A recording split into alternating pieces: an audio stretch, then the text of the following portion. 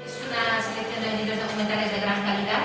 En parte esa selección de gran calidad se ha visto propiciada porque este año hemos modificado nuestro proceso de preselección. Han llegado 127 documentales, prácticamente de todos los rincones del mundo.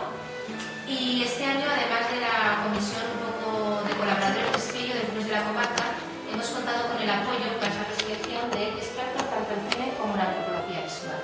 Y esto ha hecho que nuestra selección sea mucho más profesional y que el resultado tenga mucha más calidad. Sí que cabría destacar que de estos 22 documentales hay una importante presencia de documentales iberoamericanos, son el 37% de los documentales seleccionados proceden de Iberoamérica.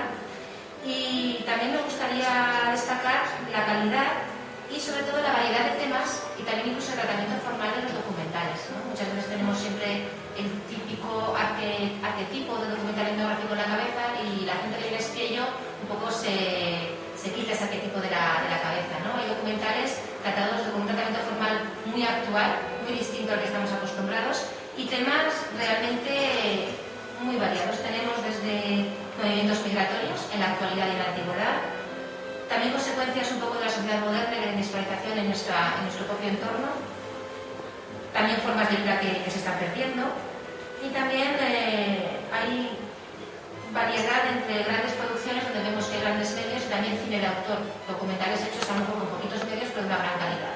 Entonces quizás esa variedad temática y también en todos los aspectos de documentales pensamos que va a ser un programa muy atractivo. Tenéis ahí un poco lo de todos los documentales. El jurado en estos momentos está haciendo el visionado de ellos para luego poder hacer la reunión de deliberación.